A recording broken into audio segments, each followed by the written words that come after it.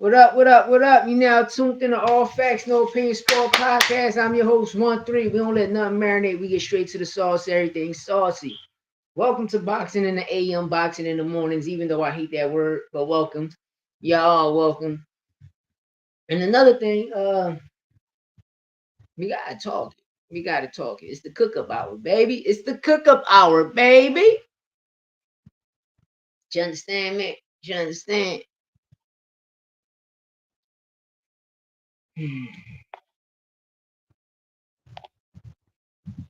You already know what it is.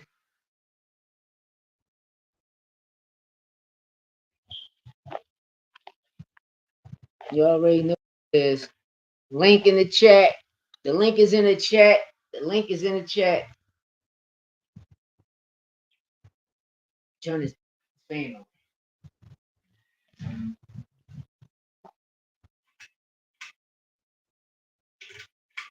Hey, welcome to Boxing in the Morning, man. We got to talk about it, man. I'm your co-host, 1-3. We got to talk about it. Bill Haney lies. Canelo Bud showdown. Everybody talking about this Keyshawn situation. Hey, we're going to talk everything. Fight week, hitches, Cambosis, Andy Cruz, IBF title eliminator. Like, come on. We're going to talk all of this. And Andy Cruz ranked number 1 in the WBC, too. We're going to get into everything. Everything. We're going to get into everything because there's a lot of procrastinating going on. We're going to get into this Tio and Dev situation. We're going to get into Jaron Boots in this 154 mark coming. No, it could be Telez. And PBC. No, PBC the biggest. No Diddy. PBC put on the biggest fights. PBC is the truth, and we watch everybody trying to imitate Al Heyman situation. But we're going to get into it. And I've been a Floyd fan forever. Forever. And I can name a couple of fights Floyd ducked, Paul Williams, Sergio Martinez said he would have moved down. At 140, he ducked Cotto, which he ducked Paul Williams too at 140. We can talk about how he really ducked Pacquiao for 10 years. We can talk about how he even ducked Timothy Bradley. We can talk about everything. Nope, that's why I call it the boxing hour. The link, it's already in the comments. Hit that link. We tuning in. I mean, we gonna cook up, baby. We gonna cook up. But besides that, I'm cutting. Listen, I don't let that marinate. We get straight to the sauce. Everything sauce. Bill Haney. We're talking about Bill Haney, right? And I'm bringing Tank up in this too because Tank was the sacrificial lamb. Tank showed y'all. Tank was the sacrificial lamb. But I'm gonna get there. You understand me? But Bill Haney, man, listen. Before I get to Bill Haney, we're going back to last week, and I want y'all to peek this Keyshawn situation, right? Before Keyshawn came in 4 pounds overweight, didn't we seen that before? Probably like a year ago. Fight week come, 4 days to the fight. Who pop up in Ryan Camp? Oh, the titles don't mean nothing. Oh, yes, the titles do mean something. Because long as you catch your title, then you can catapult yourself into superstardom, to a pay-per-view star, if you put in asses in seats. So what happened? Floyd came into Ryan Camp, talked to Ryan, took pictures with Ryan. What happened? Ryan coming fight week, Friday, 4 pounds overweight. Cool. Now, let's go to the past tense. Let's go to the past. What up? What up? What up, Faye? What up? Now. Hey, Tick. Hey, Cuz, what up? So now we're gonna talk about this motherfucker. This Keyshawn situation. We watched Floyd Mayweather 4 days before fight night. Floyd coming to camp. Belts don't mean nothing, mind you. Keyshawn already a champion. That nigga already a champion. WBO champion. No, really ain't fought nobody. Last time we see him in there with an elite fighter was Namir Albright Woo. And we seen the no contest happen. I've been chilling, cuz. I've been chilling. We seen the no contest happen. I've been chilling, falling back, man, on this shit. On this shit, this house arrest shit. Informant ass nigga got me locked up on some nut shit. These niggas out here in Philly violating niggas' constitutional rights. Niggas throwing cases on niggas and niggas. If you know, you know, man. Because you already know, never told, never fold. I'm always staying tall. So Floyd coming to Keyshawn can't telling him titles don't mean nothing. And then you see the outcome. Lose his belt, no fight. You coming overweight, no fight. You coming in 4 pounds overweight. So imagine when he rehydrate, he's walking around 170 something, 168, 170. I mean, he's a middleweight fighter. It's crazy. But if you let other people tell the other people gonna guide you into the wrong direction and have you believing some bullshit that ain't really real, you know. And another thing, shout out to Greg Hackett. Even though I explained it, shout out to Greg Hackett, and I mean shout out to Jamel Parker. I ain't know who your pot was, nigga. 8 mil. I ain't know who your pot was, nigga, but niggas is closer than what you think, boy. My son is closer to you than what you think, boy. But shout out, man. PIP Marv, man. Marv the legend, man. But besides that, man, watching. I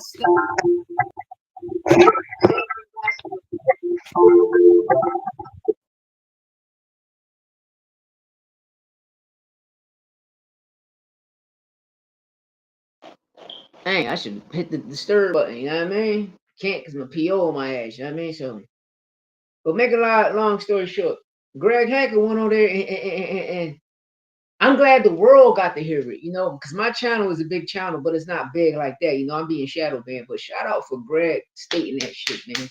We got to stop. And a lot of fighters got to stop blaming this mental illness shit. You know what I mean? I'm a felon. I've been to prison. You know what I mean, I'm letting you know what mental illness means. A nigga that's mentally ill is a nigga that is shit on himself, put his hands in his pants, take it out and eat that shit. You know what I mean? A nigga that'll walk around digging the trash, or it's called mental illness. And the shit they going through, it ain't no mental illness. They're just trying to be something they not, you know? And I'm gonna keep it real. It looked like out of all of the brothers. Now we're going by out of all of the brothers. Keon, aka Peon the Keon, Keon the Peon, aka Keon the Peon. I can't even call him that because he has some class. The younger brothers just following what the second oldest going to do. I'm telling you like this because we have a lot of people growing up. We see a lot of people, in our neighborhoods, our friends, certain family members. We see people like this nigga trying to be tough for no reason, but they really tough. They just ain't met their match yet, and that's Keyshawn. He wearing his heart on his sleeve. You can't blame mental illness. But the key thing is when I'm watching the footage, bro, you left your child there to run, stand by your homie, then you run back to your child because you see the cameras. That's fucked up, man. That's fucked up, man. But shout out to the DB3 brothers, Philly need to fade. No brother situation. Amir, silver WBC champ, he can welcome Keyshawn in the 140, but I think Keyshawn and T are gonna make it happen. Now we getting into Bill Haney. I want people to share this shit because I need Bill to hear this shit. Bill Haney, Turkey. I'm gonna get the Turkey too. Matter of fact, I'm gonna get the Turkey now before Bill, because Turkey trying to change boxing. All you gotta do, Turkey, if a nigga run and he's not throwing no punches, deduct it from his pay. You make that something part of the contract. You can't change what boxing is. It's the hit and not be hit. There's a difference from running and there's a difference from boxing. Devin Williams Skull ran.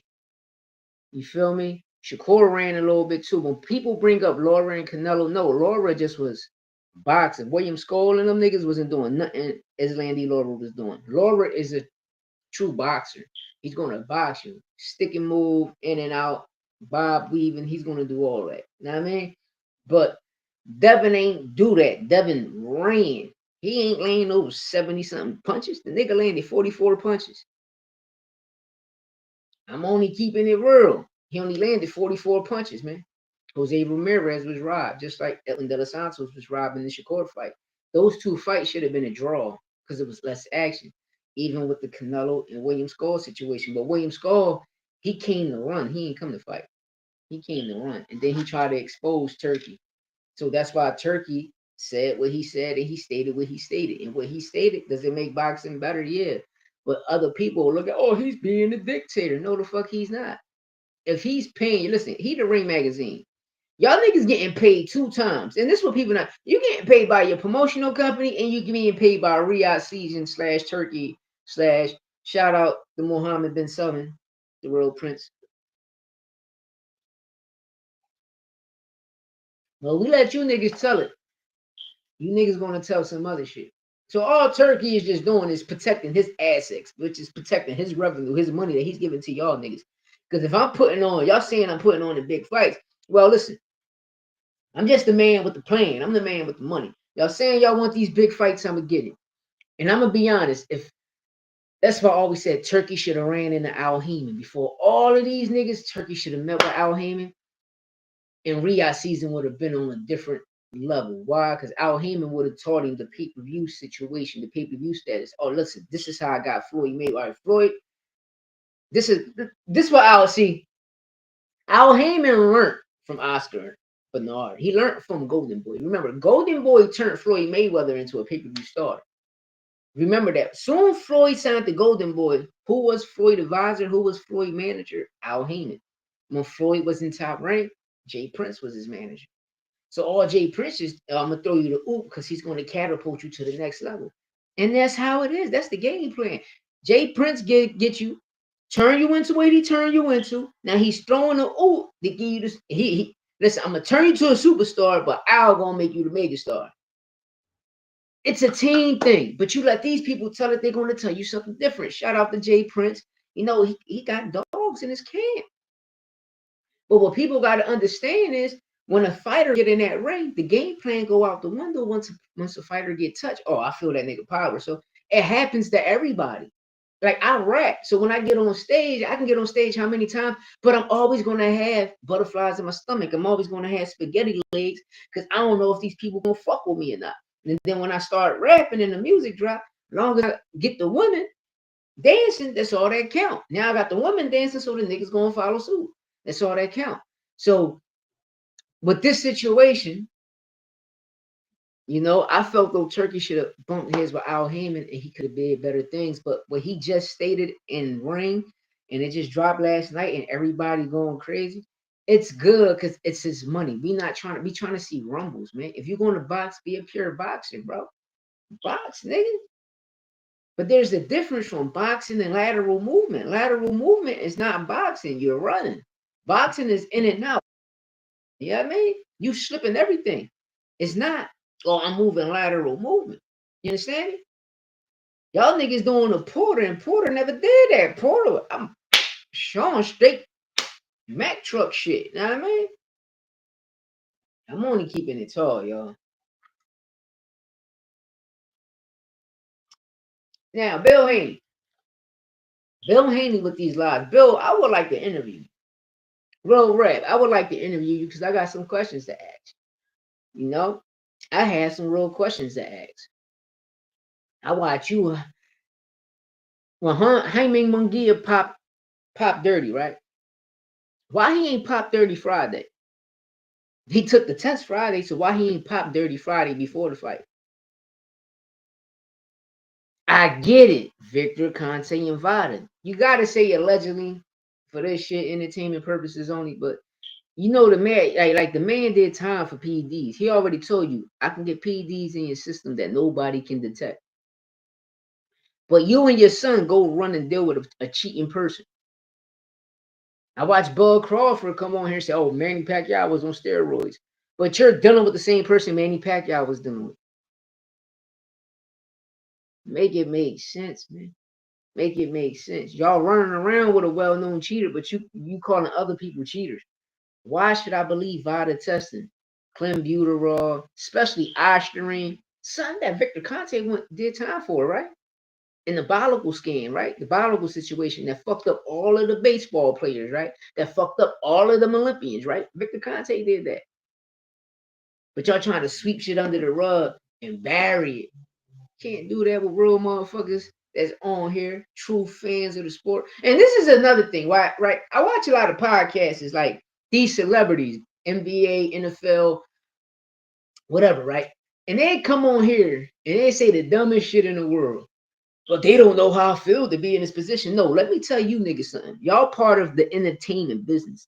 So all of this shit y'all doing is fake. Y'all already know who the winner is. Everything is a storyline. So stop the bullshit. Because when you was in elementary, if you really did go to an elementary school or real high, shout out to Rashid Wallace. We seen them there. Shout out to Gilly the Kid for Rod, nigga. Benjamin Franklin 9899. That nigga name was ringing. We not gonna even do none of that. We not gonna even do that. Gil, that nigga was popping over there in Benjamin Franklin. We not gonna even do none of that. You understand? Shout out to my cousin Mo. My cousin Mo always say, yo, that nigga Gil can play, he can rap, that nigga can play ball. This is facts. I'm not gonna lie to you niggas. This is real motherfuckers I can touch in the physical and that I know that was there. But the point I'm getting at, you got these celebrities, these players that come on here and be like, well, these people don't know what they talk about. Bro, we play the same sport you play. And half of us still playing to this day. When we watch the NBA, y'all niggas walking from the key to the motherfucking baseline, laying it up. Y'all niggas get the ball instead of dropping it. Y'all niggas haul ass with the ball. You know what I mean? Y'all carrying the baby for motherfucking for a step. Like, make it make sense.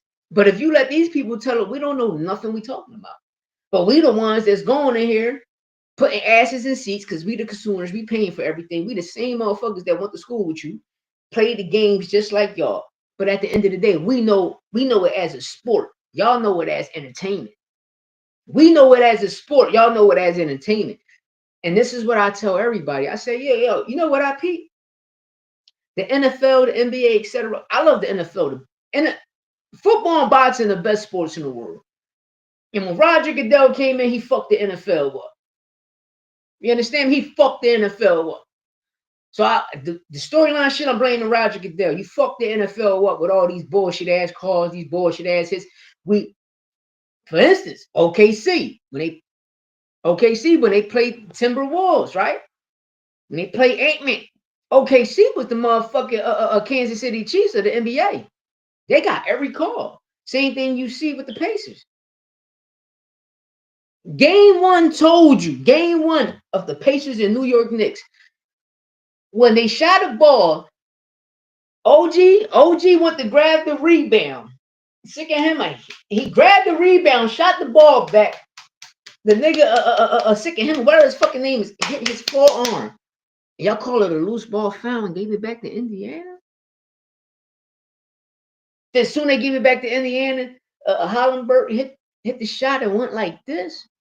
To repeat the same storyline. And it's for like one something on the clock left. Especially with that shot, it was a couple seconds left.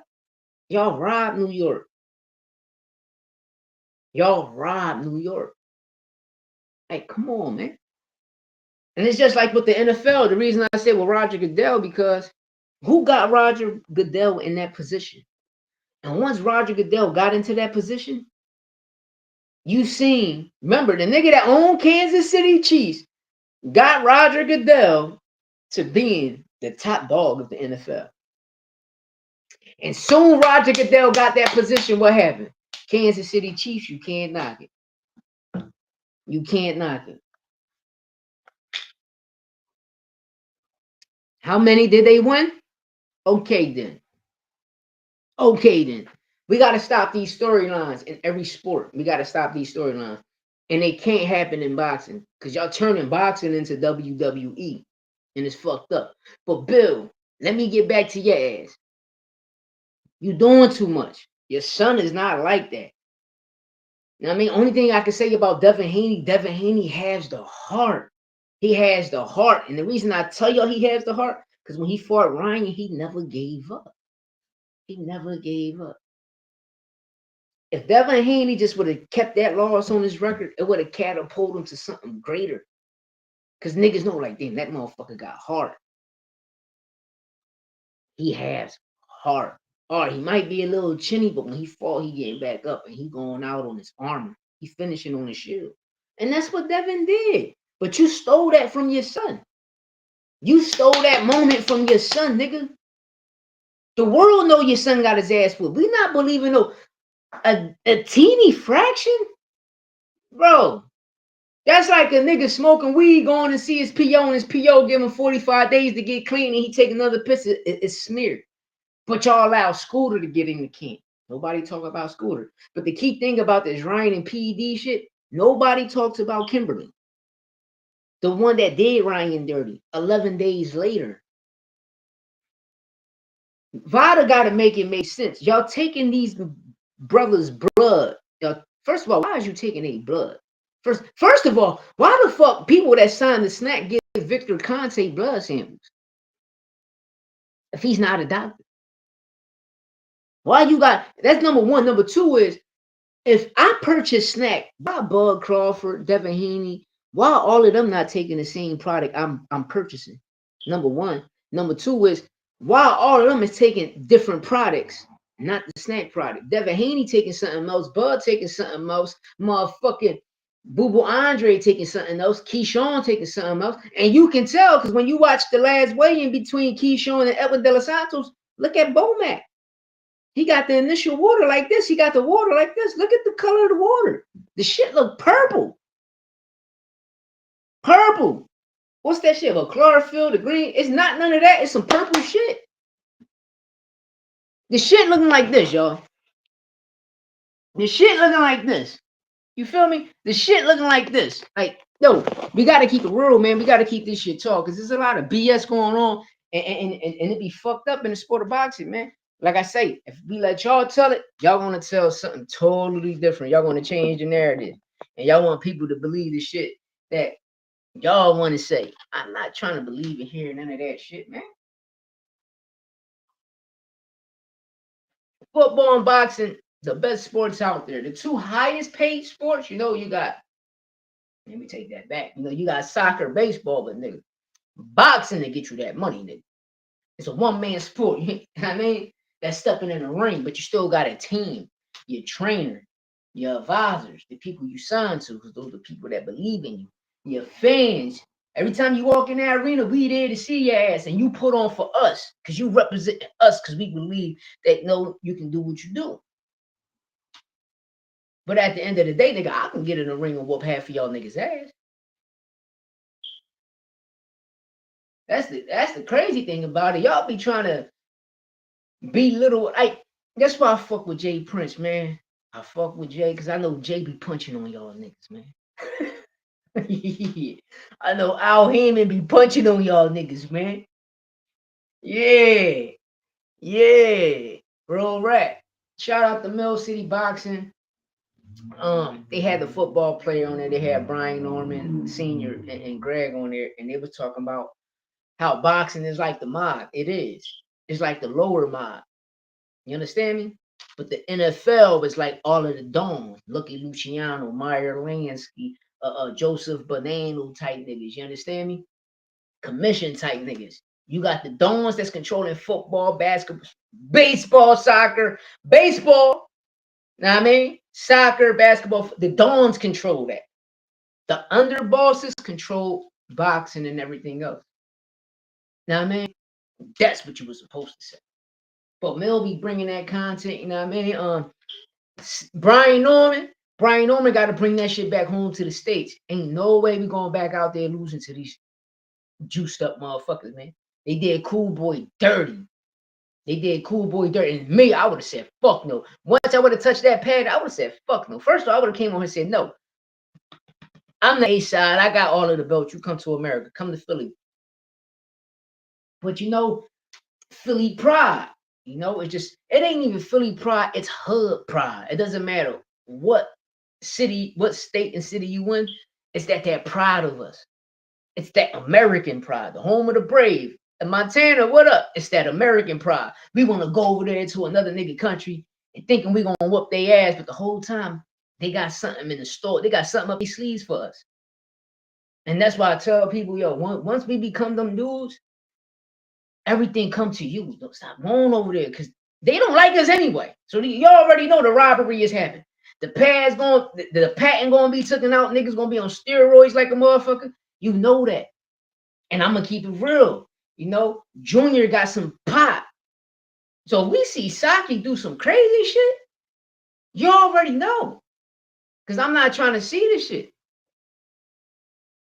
Yeah, Fats Montana, that's why he did this shit. That's why he did it. That's why, listen, Cool Boy, listen. I like Inoue as a fighter. When Inoue came to the States, he showed me that he got a chin and he finished on his shield. But at the end of the day, it could be when a trainer went in the quarter, he could have told Canales, hey, yo, Bob Arum and Lou and them told you to chill out. Let him get the victory. Because that can happen, y'all. That can happen. We don't know what's being said in the corners. Now, I mean, they only show glimpses and we hear the shit. We be like, all right. It's like, for instance, I posted up a lot of shorts when Chavez was in the corner, snorting coke. Motherfuckers go, oh, he's snorting salt. Nigga, ain't nobody snorting no motherfucking salt or no motherfucking baking soda in the middle of a fight. All you gotta do, look at the nigga eyes, nigga. Montana, thank you. Thank you. Thank you. Thank you. Thank you. Thank you. Thank you. Japan had a boxing company for only steroid users. Thank you. And the reason I say that because people don't even know certain steroids is legal over there. Certain steroids is legal over there. And this be the crazy. That's why I told my son this when Cool Boy went over there. I said, yo, he gotta be careful. That shit legit over there, yo. Gotta be careful. Then on top of that, look who created the winning gloves. A Japanese. The hardest punching gloves for power. You think he not when Inoue first came, when he came to the state, where he went at? He went right to Cali, right to the winning company. People know, hey, man, we know. These motherfuckers be tripping. We know. Like, ain't no disrespect. I love the sport of boxing, but these narratives and storylines and these fucked up people that's trying to fuck up the sport, like how Roger Goodell did the NFL, gotta get the fuck out of here. Even Adam Silver fucking up the basketball. That's why I watch basketball. I ain't watched basketball since Jordan and Iverson. Now, after Jordan and Lil Iverson, I stopped watching. Once the Sixers lost the chip, I said, oh, this is history repeats itself. It's all it's doing. We watched the same thing a year before I was born. Magic came to Philly. He chilling with Jay. Everybody thinking he signed to Philly. What Magic said? No. Y'all already know what LA do. Listen, this is what we're going to do. We're going to give you parts of the company. We're going to give you the sign here. You're going to be the biggest. And that happened. So what happened? 83. We go to the chip, the finals. They knock the Sixers off. Then what? 84 come back. Dr. J sweep them niggas. The facts, man. Facts. And he said that shit loud. Remember, that shit was loud when he went in there, was talking about the hand wraps. Remember when he touched the gloves? He said, nah, what Cool Boy did? No, we taking a fight. That's the pride. That's the pride of every inner city in America. Our pride. Me, if I was cool, I would have said, fuck no. Listen, redo the pad, me taking it back to America. That's it. I'm not fighting over here. And it's the same thing was going to happen to Noonan. But Senior already know. Senior peeped the shit. He already know. And that's a good thing that, B Norm sat down with Cool Boy and the conversation they had. We probably know bits and pieces of what we know that was displayed to us, but really behind the scenes, Cool Boy threw him that ooh. Because Cool Boy ain't a selfish person. He's giving you the game. Know what I mean? And especially him and Oshaki fighting now too. Ooh. And I hope it's at 130. Because if it's at 130, Cool Boy snatch that John. Yo, that's a rumble. Cool Boy Oshaki Foster is a rumble. Because a lot of people sleep on Oshaki. Oshaki wasn't a lot of people camps whooping their ass. Know what I mean? Like you heard what he told Shakur, I was whooping your ass when you was wearing whips. Nigga taking whips. And what's gonna be more greater now, y'all want to see Cool Boy box then. Like Bowsy and them, this is no lie. What they did with Big Baby Miller in just 3 weeks, and what he did to Andy Ruiz, what they did to Brandon Figueroa, what they did to Figueroa, again, you understand me? And did it with some trees and some jean shorts on. They made that shit look good, man. And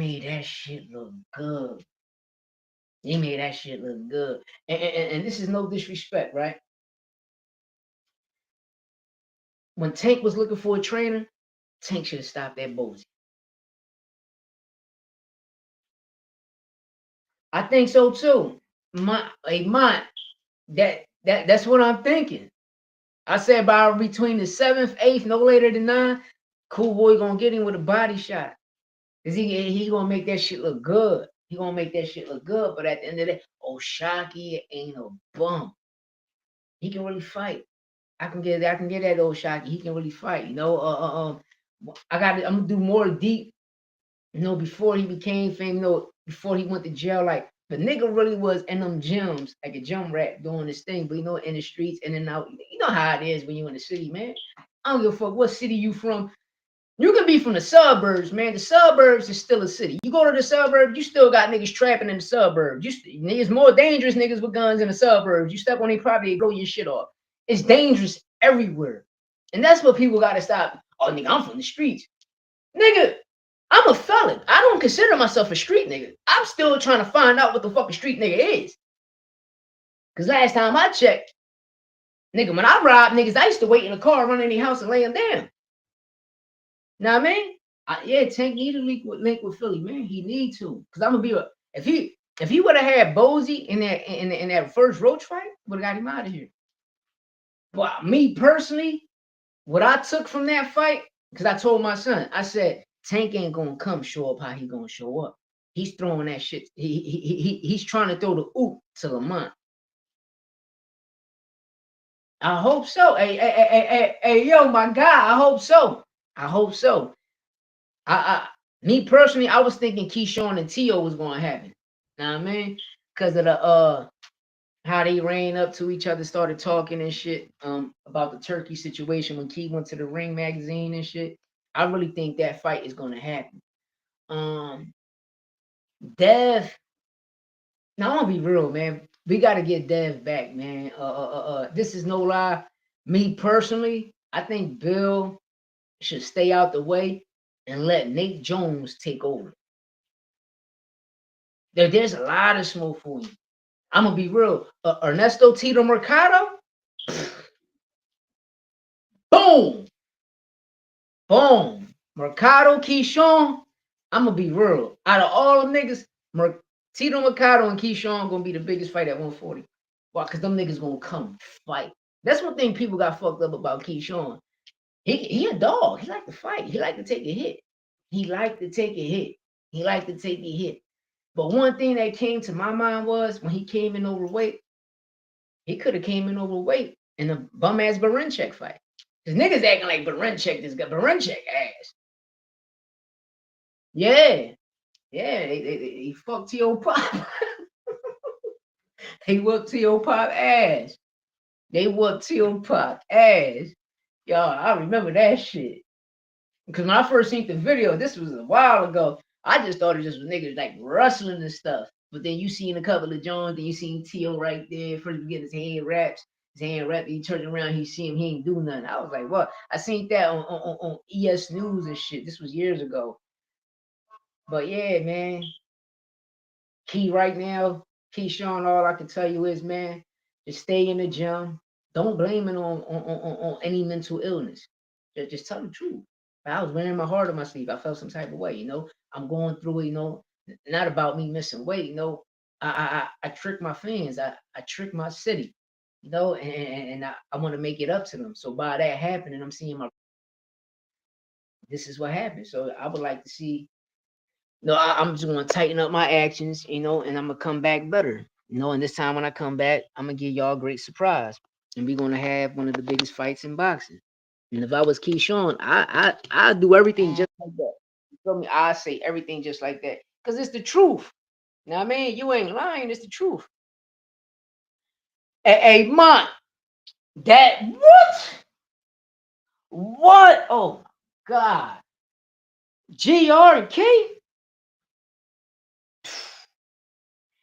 That's a DMV battle. That right there, that's a scary fight. That's a scary fight. That's a scary fight. Ooh, I don't know. I don't know about that one. Cause I know how Gary like to come fight. Gary like to come fight. But that's Keyshawn mix. Keyshawn game. He got an inside game. I like Keyshawn inside game. Why? Cause he like to take a hit. He's a true counter puncher, man. Nah, man. He like to pull counter a lot. He like to attack that body. And I like him. I like that fight. That fight. What? What? Keyshawn Gary. Them two fights. But Keith, Gary and motherfucking Tito Mercado, those two right there, bangers. And another one, I could put Matisse in there. Sabro Matisse with them. What? Them boys will be tearing ass, bro. I promise you, them boys will be tearing ass. This is no lie. Them boys will be tearing ass. Belt the ass all day. In that fight, belt the ass all day. Belt the ass all day in that fight.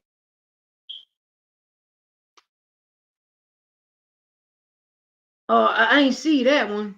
Hey, yo, I'm gonna go see that one because the last joint I seen, I was watching Joey Badass and them niggas. Hum and Ab Soul was fucking that joint. Shout out to Big Sean, but Joey Badass, man. You know, I don't ride around listening to no Joey music. You know what I mean? But when Joey was spitting that pain, I thought that nigga was unique for motherfucking power. Real rap. I thought that nigga was unique for motherfucking Let me back that from Keenan. From Keenan and shit. You know what I mean? The Rising of Keenan, I thought that, but that nigga started, I'm like, damn, what the fuck, unique? Gangster, that nigga, what? Yeah, that shit was fire. That I'm gonna go check that Black Thought out, Cypher out though. Cause I just was watching Black Thought. No, I'm on house arrest, so I can't do nothing. You know what I mean? So I was watching the Roots Picnic joint, and every time an artist did a song, Black Thought was freestyling after the song like he was on the verse. Yo, he was fucking that joint up. Well, Pusha took the stage. Pusha had some bangers, but every time he finished, yo, Thought came on, gave him a 16, 24, or 32. That shit was all Arm and Hammer. But Canelo Crawford, I'm glad Turkey came to his senses talking about how the undercard is going to be for up and coming people. Hey, Turkey, that's how it always was. You got your main event, then you got your contender status. All right, you got your main event. Your co-main event was always a champion from a lower division fighting a mandatory or the top contender. That was always the co-main event. You know, opening up the fight, you always had two prospects fighting two contenders, then your co-main event. That's how you should do it. Me personally, I think on that card, you know, a lot of fighters got fights. You can't do that because I'm gonna keep it real. In that fight, I bring Charlo, since he's coming back at 154, bring Charlo, because Canelo's still a part of PBC, even Buzz still owed the fight to PBC. So I bring Charlo or Earl. I mean, Earl got to come back out, but at 154, I bring Charlo. I do Charlo Telez. I'll do Charlo Telez on that fight. But what I'm hearing is which I'm making this shit up myself. I got a feeling, and every time I got a feeling that happens, Boots going to 154 to fight Telez for the WBA. If Bakram ain't already got a fight, because Boots got the IBF and the WBA, so he either or he can go. But if I'm not mistaken, I think Bakram got a fight, so I think Boots might go to Telez way. But me personally, at that fight, I think but they saying that's for July. But if that fight don't land in July, I get Dillian White. And what's that new Muslim boy, Muhammad something, the little heavyweight nigga that's knocking niggas out? I put him on the card. Like you said, we gotta get some hungry fighters on that card. But I love to see him on that jump. But damn, up and coming, Tito Mercado, nice. Jadia Herrera, nice. And I know they dogs. They come in to fight. Yeah.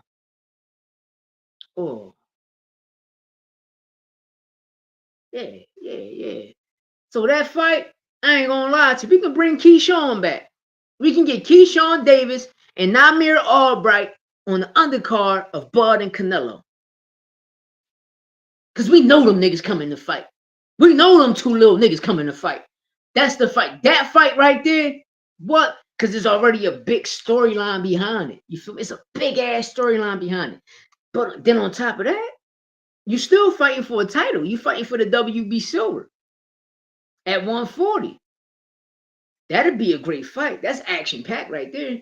Cause they got something to get off their chest now, especially Wu and especially Keyshawn. Keyshawn getting the no contest. But in Wu eyes, Wu like nigga, I beat you. Like they could have gave us a draw. But in my person, I beat you. Give me 1 second, y'all. Damn, my shit felt. I think that'll be a big fight. Yeah, let me check my joint. Let me see who ain't got no competition up and running right now. Let me see who got some. I like the young boy, Gio. He signed the Canelo camp. He's Team Canelo. I like to see him fight. You know, cause he his last fight was alright. Or not, we can get like a Emilio Vargas on the card. Yeah, Charlo and Billy. Charlo and Billy. Charlo and Billy. Hey yo, that's a perfect fight right there. That's the perfect fight right there. Charlo and Billy, perfect fight. Cause this is no lie. Nobody giving them Billy the chance. I like him Billy a lot. He's strong as shit. He's strong as shit. He's strong. I like him Billy a lot. Um, that'd be a perfect fight. That'd be a perfect fight. And another one. I know Diego Pacheco fighting Trevor McCumbee. I'm coming on record. Trevor McCumbee gonna pull a Rolly Romero. He gonna end up knocking Diego Pacheco out. That ball hit too hard. Or not, if y'all look at it, you know they say Kalen Plant and Armando Rusende got a rematch clause. That shit might take place on that fight. That shit might take place on that fight. You know, on that card. That fight might take place on that card because it could happen. But damn, and Billy got to stretch his legs, man. They got to give him an opportunity, man, because they're not giving him no opportunities, man. You know, he up there. I like Eye of the Tiger fighters. They got a lot of good fighters up there. Oh, what's my man? My guy H Money. He got a fighter. Iglesias. Man, what the fuck is his other name, man? The Cuban guy. That's a good fight too. Humming and Billy, they both signed with Eye of the Tiger / Top Rank. That'd be a good fight too. Ooh, that's a good fight. That's a great fight. That's a great fight. Yeah, all right. Yeah, Kenneth Sims already fighting. Mm, let me see. All right, come on, I'm gonna go up to 135 division. Oh, Andy Cruz already fighting. He fighting for the IBF title eliminator. So that all right. Ray can tell you. Oh, Ray can get another fight coming in because he's off. Uh, dang. Let me see. 160. Oh, you know what would be a good fight? Let's say, what's the guy, little Charlo went, bro, Brian Costanzo, whatever his name is. Brian and Telez would be a good fight on that if they was able to make that card because Brian, no, Brian always come to fight. You know, I liked him a lot as a fighter. You know, Charlo just had his number, but he was mean. He was mean. He definitely was mean. Then you got damn, what the fuck is this guy's name, man? Give me 1 second. I'm gonna find this guy's name. Cause there's a lot of fighters out there that ain't getting any recognition, man. And that should be bad. That should be bad.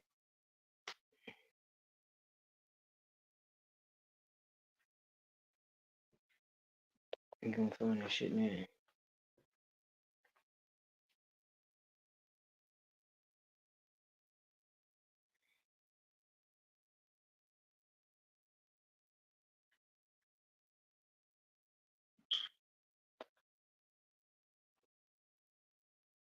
Damn, what the fuck is this name? Or not? You know they probably try to throw bug on share Troy Osley probably go on that card, but it looked like he gonna have Steve Nelson on that motherfucking card. Anyway, and Bam would be a good fight. Raymond and Edwin at 35. That's what's gonna happen because how I'm looking at it at the IBF, you know, Raymond just became the IBF champ, and Edwin is number one ranked in the IBF, and you know they it's this week. This week they fighting for if I'm not mistaken, the title eliminator, him and the Japanese ball. And I like Andy on that. I like Andy on that. I definitely like Andy on that.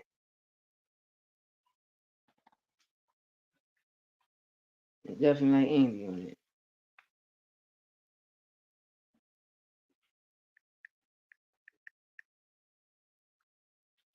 Definitely like Andy on that fight. But Bam and Inoue, I'm gonna keep it real. I'm gonna be honest, man. Both of them niggas, Bam and Inoue. There's a fighter down there. There's a fighter down there. There's a fighter down there named Giletti. There's a fighter down there named Giletti. Yo, Michael Angeletti, y'all gotta give him. Yo, I promise you, that ball will beat the shit out them balls, man. That ball will beat the shit out them balls. Know what I mean? Or even a good fight for Inoue and Bam to get on their resume. Rigondeaux. Put Rigondeaux on your resume, man. But give Michael Antonetti some. Yo, he from New Orleans. Bro, I promise you. I promise. The motherfucker, he looked like the nigga Devon off the Wu-Tang series. The little light-skinned motherfucker. That nigga can play Malcolm X. Know what I mean? I'm gonna be wrong. Michael Angeletti look like one of my fucking cousins. Know what I mean? But yo, check him out, y'all. Go check out Michael Antonetti. Go check him out. He just had a fight on Pro Box TV. He's a PBC fighter. He's a PBC fighter. PBC had this nigga forever. This nigga is super duper nice. I promise y'all. That boy is super duper nice. He been like that for a long time. And and people duck him. And I know he come across a lot of people table. And a lot of people duck that boy. A lot of people be ducking him. Michael Angeletti, check him out. For Bam or anyway, that fight right there, huh? That'd be a great fight. That'd be a great fight. Cause we get to see where a lot of these people at. But no, in a way, he put on, and me personally, I gotta stop putting my foot in my mouth because we gotta understand in a lot of those weight classes, there's no big names. Well, there is big names, but we're not focused on them. That's how that shit always been since I was born in the 80s. That's how that shit always been, you know. And we gotta put more eyes on them lower weight classes, because we watch Pacquiao do it. Ain't nobody do it like Pacquiao. Before Pacquiao, we had Durant doing it. Durant what made it to 6 weight classes, 7 weight, some shit like that. Pacquiao did it 8. You know what I mean? And could Inoue do it?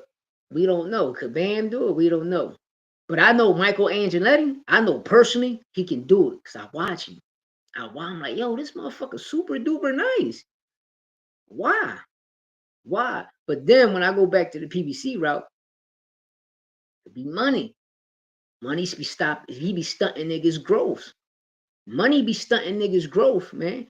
And what I mean by money, money made, But that fight would be great, man. That fight would be great.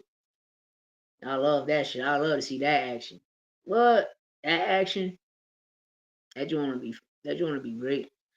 But then this Devin and Tio shit, people, Tio ducking Devin. Yo, who the fuck wanna fight somebody that runs lateral movement? Like he a fucking typewriter. Who wanna face something like that? On top of that, who's ducking a person that can't punch? Thank you. Hey, yo, I said, yo, my son a boxer. I tell my son the same shit. Yo, start your own promotional company now. Start it now. That's why I respect Dev. I respect Dev because of that. His heart, but I respect Dev. Out of all them niggas, he was the smartest. He came in with his own promotional company. Oh, I'm going to fuck with you niggas, but you got to fuck with my promotional company. Now, you can't buy me out of my contract. I'm already signed to myself. So what you can do is you can pay me for this, but if you want me, you got to buy me out, and this is what I want. And they don't buy him out. They just make money with it, nigga. And you got to clap for Dev for being the brightest mind out of all of them, but the softest hands out of all of them. It's always the nigga with the softest hands that got the smartest brain. You know what I mean? And PC, this is what I tell a lot of people. When I be out here, oh, whoa. You see Floyd in the camp with these niggas and that nigga. Well, nigga, let me tell you something. All of them had a time and a chance to sign with Floyd. Floyd ain't want none of them niggas. He seen the guy that was going to take Mayweather Promotions to a whole nother level after him. And that was Tank Davis. Shakur, Keyshawn, all of them niggas was around. All of them niggas was out there. 2018, when Bub re-signed with Top Rank just to get the Jeff Horn fight and become a welterweight, and he always fought bum ass niggas, he could have signed with PBC, but he didn't. Shakur could have signed with motherfucking Floyd, but he didn't. Tank did, and when Tank did that shit, he let all of them, yo, this shit, everything that shines is not a diamond. You know the saying, everything that's glittering gold, like, it ain't that over here, bro. Like, all right, y'all see me getting paid this amount of money, but it goes to him. Now I'm getting paid this. Oh, that's a mean one. Dev don't want that smoke no more. That's a mean one. That's a what? If I was Devin Haney, Dev, Bill, nobody don't want to fight your son. You got Blair Cobbs or Devin and AB would be a great fight.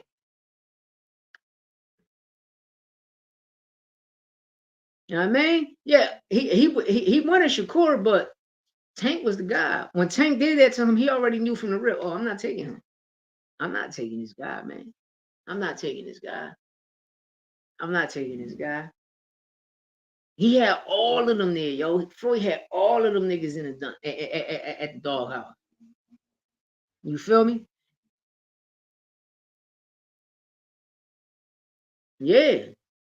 Well, yo, I'm trying to tell you, AB and Devin Haney, that should have sell.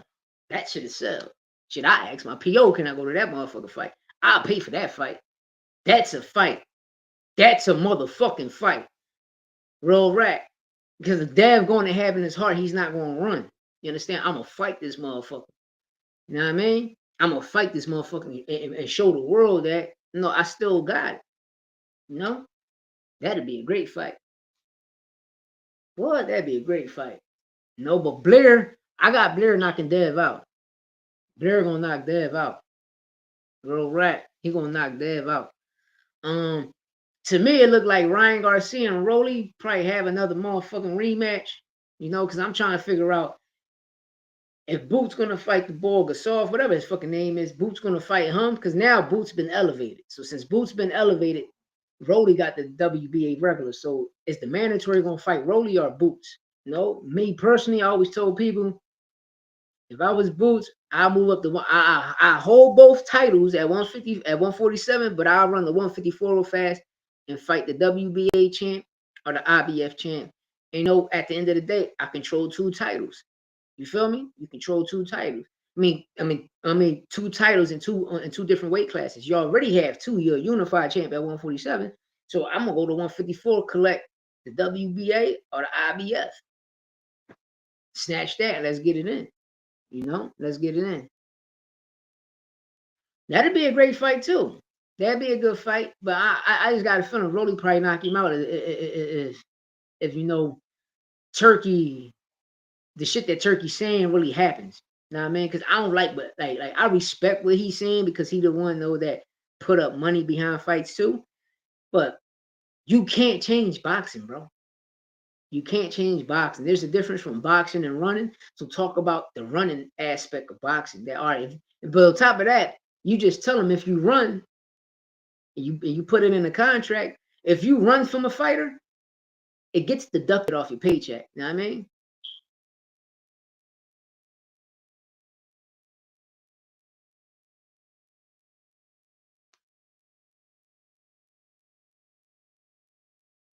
Yeah, I'm gonna be real. When people talk about the Devin Loma fight, I always tell people this. Listen, the first half of the fight, Dev won. That jab was doing his numbers. You just had Lomachenko, he was doing a Pacquiao. Every minute every 60 seconds to a minute and a half left in the fight, each round, he'd have sporadic moments. He'd throw like a barrage of punches, 100 punches. And then when people seeing 100 punches, a lot of this shit hitting the glove. So when a lot of shit hit your glove, your guard, your glove hit your face, But he was catching Devs. He was catching Dev in the fight too. But the first half of the fight, Dev won. I'm telling people like, what the fuck is y'all saying? He won the first half of the fight with the jab. Once he disbanded the jab, then you seen sporadic moments from Loma. But I always thought Dev won that fight. A lot of other people saying Loma got robbed. But at that time, from the Loma fight on down, Dev mind state was right. Even in the Regis fight, but I told people like it's Regis, bro. And on top of that, he came in. You fighting at 140, you come in 165 pounds, bro. Yeah, Rolly athletic enough to catch that. See, Rolly plays stupid, but he not stupid. Rolly plays stupid, but he not stupid, man. And he not stupid because every time Ryan trying to throw that left, that motherfucking right was right there. He told Ryan, I know you better than you know yourself. And that's a motherfucker that, like I always tell people, Rolly has Ryan number, Ryan has Devin number. Everybody else is a tie, but Tank got all of their numbers. Tank was whooping all of their ass. You thought Loma edge it out? It can go that way too. Because like I said, the first half of the fight, Dev was doing his thing. So by like around the 6th round, the jab went away. So when the jab went away, it just was like, you got the Loma moments. You got the Loma moments. So it could have been a draw. But me, I always look at that. You got to take it from the champ. And by me saying take it, like nigga, you got to drop him a couple times, knock him the fuck out, or just literally beat the nigga ass for 12 rounds. Yeah, he was. He was. A lot of people, because I ain't gonna even lie, a lot of people was ducking him. A lot of people was ducking him, and the reason they was ducking him, I'm gonna be honest, because he came in with his own promotion. He was the smartest motherfucker out of all of them. Smarter nigga with the biggest heart, but his power was bullshit, And Lamont, I'm gonna keep it real. I thought Tank beat Lamont. You know what I mean? And the reason I say that, because if you score the first half of the fight, people always bring up the knockdown in the 9th round, the knee. He didn't hit him. Lamont took a knee too. It's a legendary coach in Philadelphia called Pad Man, right? And Earl, that was at Champions Gym. It's a way for a fighter to call timeout. But long as you don't get hit, you take 3 paces back, you kneel down on your left knee, and you raise your right hand and you turn to the ref. And he's supposed to call a timeout because, you feel me? Charlo tried to do that, but he was a knockdown. You see him when he took the knee in Canelo, he raised the wrong hand. He raised his left hand. Watch the fight. So when Tank did the same thing, now that eye situation, crazy. But Lamont took a knee too in the 11th. Lamont took a fucking knee. Nobody talk about that. Oh, Frank can welcome him there. Frank Martin and Dev would be a great fight too. What? That should be major. That's ticket sales right there. That's ticket sales right there.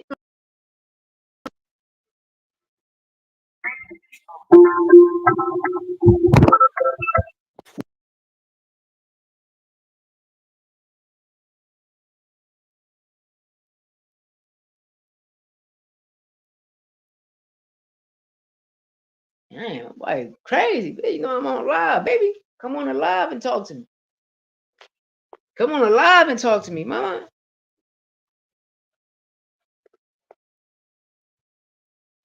I wish I was home too. Niggas ain't gonna let me go home. Stuck on this nut ass shit. But yeah,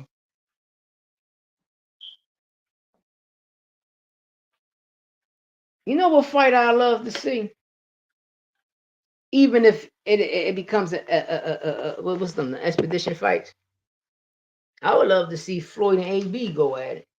But it looks like, when Tank signed that 7-fight contract, that looks like, him and Mayweather are gonna be a fight. You know, that's what a lot of people was talking about. But the situations that's going on now in boxing, you can't. We don't know what the fuck going on because there's too much behind closed doors shit happening. Like when you look at the Canelo and Bud promotional picture, we seen that shit already with the Floyd and Canelo. You know, people saying that Canelo and Bud the biggest fight in boxing. To me, it's not. Why? What makes a bigger fight in boxing? What made Canelo and Floyd the biggest fight in boxing? Both of them are pay-per-view stars. And so you got to be a pay-per-view star to have it. I mean, so it can be a big fight, you know. But Bud, people saying that Bud beat Canelo, he's the greatest of all time. Well, me, I ain't here to spoil you, but Canelo already got 2 losses. No, the core fight. I like Shakur. I like Shakur. I believe Shakur can knock out Williams and Payton. But Tevin did to him. I believe that. I believe Shakur got power. You can tell by his shoulders, but he's scared to take a hit. And I believe that when they was on Mill City and Kenny told Shakur the time when Tank knocked out his teeth and he jumped out the ring and Shakur was laughing. I think since that day, Shakur said he ain't taking a hit again. You know, when people mention the Jamel Herring fight, I always tell people you got to remember Jamel Herring is a Bomac fighter. These people are friends; they spar with each other. Then on top of that, it's just like Jamel just passing the torch to Shakur because he's about to retire on his situation. That's how I take things, and that's how I look at things. You know, when I'm watching people fighting sparring partners, I'm like, oh, this shit rigged. Virgil and Bowenchuck, Virgil and Madrimov. You know what I mean? Loma and Linares. Like these people, like it's a lot of sparring partners, and it's fucked up that you got a lot of people coming to camp. Like me personally, if I was a true boxer, I'm not sparring none of you niggas. Know what I mean? Yeah, red ass niggas. But you know, me personally, like I I always tell my son, when you're going to spar for a fight, get elite sparring. You know, a lot of people want to call in the top dogs. No, call in the next young nigga that's up and coming, that's elite, that got legs, that stamina, ability, and agility, and awareness, and punch placement and output is great. Those will help you succeed and get you over that hump, you know? But these niggas want to call in certain people that's trying to mimic somebody. No, you bring in a style that's similar. But once you bring in a style that's similar, now you bring in a couple other opponents to come in and put the situation together. So just in case if fighter, that fight get canceled and they bring somebody else in, you already know what's going on. For instance, like Tank and Pitbull. Remember, Tank was supposed to fight Abner Mars. Tank was supposed to fight Abner Mars. Abner Mars, I don't know what the fuck happened. Then next thing you know, Floyd tried to line Tank up and give him Pitbull. Tank and Pitbull situation happened, you know, I'm gonna keep it real. I'm gonna keep it tall. Now, man, I'm gonna keep this shit tall all around. And I always say it to this day. If a nigga beat Tank, it was Pitbull. If anybody beat Tank, it was Pitbull. Pitbull did that shit from the first round to the 12th round. And can't nobody say Lamont put on a better fight than Pitbull Cruz. Because after that fight, Pitbull was a mega star overnight. Pitbull put the pressure on Tank from the first to the 12th. You seen it. Lamont, 9th round was in nowhere compared to Pitbull first to the 12th round. If Tank lost the fight, it was the Pitbull. Pitbull was in Tank ass so much. Niggas were saying, oh, Tank hurt his hand. At the end of the fight, Tank said he hurt his shoulder. But Tank wasn't trying to go for that Mayweather affection. That's what he never liked. I don't like excuses. Y'all niggas just keep trying to sell me out. Nope. Floyd all in his feelings because your daughter hop on my live. I've been a king and a gentleman, not to disrespect your daughter in no type of way because you're my boss's daughter. I know to stay away. But you act a nigga like Floyd, I know, man. I know. Now, we all know. We all been around motherfuckers that's like Floyd or been around people growing up that was like that. You know what I mean? You got a nigga that got a lot of money in the hood. He bring the basketball that we all know. We in the hood, our basketball, we dribble it so much everything fucked up. It becomes a duck ball. Then when a nigga come with a better grip ball and he don't get picked, he want to take his ball. That's what Floyd Mayweather was. Those type of niggas. Ain't nothing wrong with that, but bro, you was them type of niggas, man. I don't know. I just love boxing so much, boxing and football. I love this shit so much. That's why I had to create my own page because I watched a bunch of people try to shit on certain fighters, yo, and that's fucked up, you know. And me personally, like what Tank trying to tell people is be careful who you sign to. We seen it with Tank. We seen it with Canelo. We watch Mayweather shit on Tank. We watch Oscar shit on Canelo. Why? Because they money makers left. They money makers left.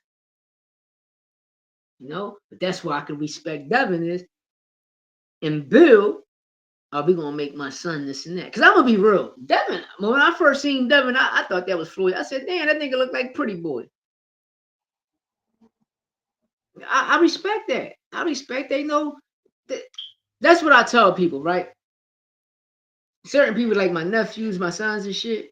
I be like, listen, look at these rap niggas, right? I say, you see me, my whole life, I made music, but my setbacks was prison, going to jail, getting real money, going to jail. You look at these rap niggas, these niggas ain't living the life that they telling y'all in music.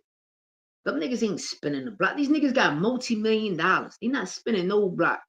You go back and look at their juvenile record. These niggas never had a record. If they did, nigga got locked up for 2 bags of weed. Nigga got locked up for a gun that wasn't his, that was found around the block. But y'all believe these niggas because when you looking at them niggas, you like, oh, them niggas look dirty. They look, but they never been through nothing.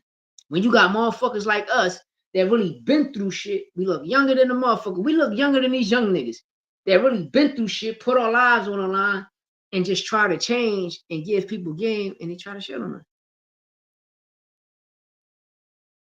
Wow, that's crazy. Real shit. Real shit. So that's why I respect the dev out of all of them. And I always tell my son, and I tell him to this day, get your own promotional company. It's always good to come in. So when the person trying to come in, they can't shit on you. And that's what happened with the Al Heyman and Floyd situation. When I was seeing how Floyd was treating Tank, oh, he only gave you 10 grand for that fight? Oh, I got you. Floyd, and then Tank catapult. Tank catapult. But at the end of the day, it still was the help from Floyd. But it's the key thing, like I tell people, when people be like, oh, Tank had Floyd. Nigga, you got Bob Arum, the nigga that signed Floyd. All y'all niggas that's on Golden Boy, y'all got the true nigga, Oscar. Oscar was making multi 20 million a fight before Floyd ever did. He was doing that shit in the 90s. So if you're not a pay-per-view star because it's you, not your promotional company, nigga, it's you. But then again, when you see things now, there's a lot of streaming going on, but it can happen. But if you let these people tell it, no, they gonna tell you some bullshit. You feel me? Nigga gonna sell you some dreams and tell you some bullshit. Niggas gonna sell you some dreams and tell you some bullshit, man. You know? But hey, to each his own. To each his own. To each his own. To each his own. No Floyd. Like I tell people, when I mean the Mayweather effect, I mean by this, right? A lot of niggas fight people, right? Then later on down the line, a nigga become a champion. The nigga say, oh, I fought a champion. No, the fuck you didn't. You fought a nigga that wasn't a champion. Whatever he did after you when y'all fought, that's his credentials, not yours. So you can't say I beat a champion. No, you beat a nigga that wasn't a champion. And later on in life, he became a champion. You feel me? Like with the Floyd situation. I'm a Floyd fan, but I gotta keep it tall. And I call it the Mayweather effect. The Mayweather effect is everybody Floyd ducked, he ain't fight to 5-10 years later. And when he fought, they was out of their prime.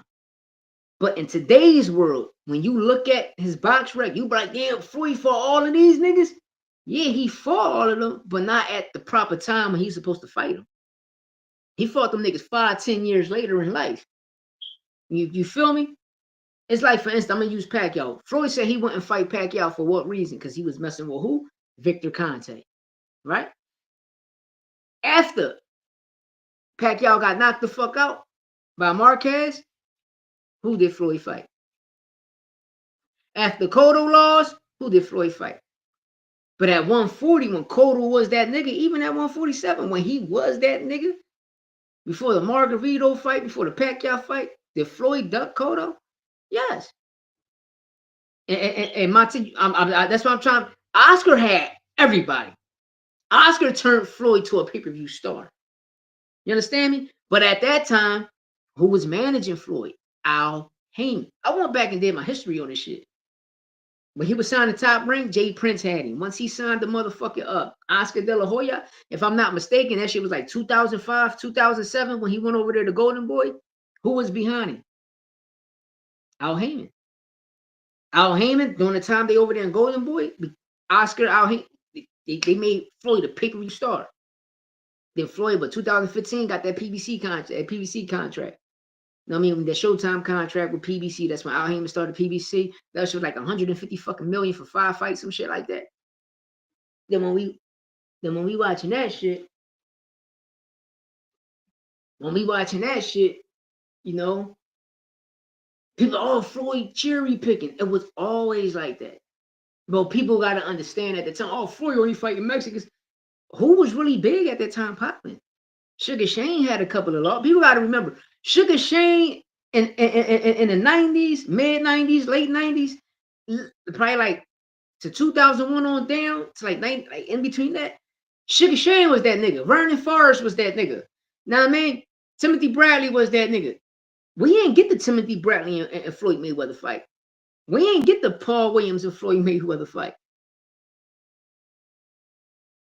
You feel me? Like, and I love Floyd. I'm a Floyd fan, but I'm gonna be real. If he would have fought Paul Williams, we could say he ducked, but me, I'm like, he too tall for Floyd.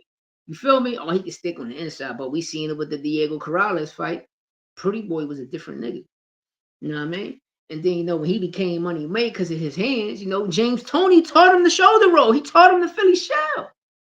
Like, and you couldn't touch James Toney. You couldn't touch him. Floyd just added the half a man stance to the motherfucking shoulder roll. To the Philly shell and the shoulder roll. But as a Floyd fan, later on in life, I started to see it. Then I had to say something like, yo, y'all, fuck the Mandela effect. Y'all doing the Mayweather effect. It's like with Bud Crawford. There's no shade to Bud. People are like, you dislike it. No, I don't. Because Bud even came out his own mouth and said it. Top Rank never believed in me. So they just was throwing me corny ass fights, corny people, and I just was showing up all the time. I show and improve all the time. You feel me? And that's why I say the dumb decisions, because when he became undisputed at 140, he should have stood at 140 and defended his undisputed status at least 2-3 times. Could have catapulted you to a pay-per-view star. Y'all act like he cleaned up the welterweight division. No, Earl Spence cleaned that shit up. All of the fighters was over there in PBC. So when you look at all of the fights this nigga had at 147, who did you fight? Amir Khan is out of his prime. Amir Khan is 10 years out of his prime when he fought Bud Crawford. But on top of that, Bud Crawford, Castillo, he did the first fight. Yes, he did. Lewis beat him. And that's a fact. That's a fact. But with Bud Crawford, when Amir Khan tests positive for PEDs, who was Amir Khan trainer? Bomac, right? Bomac was Amir Khan trainer when he tested positive for PEDs, right? All right. Who used to sparring? Bud Crawford, right? That's why I tell people, half of these niggas fight sparring partners, man.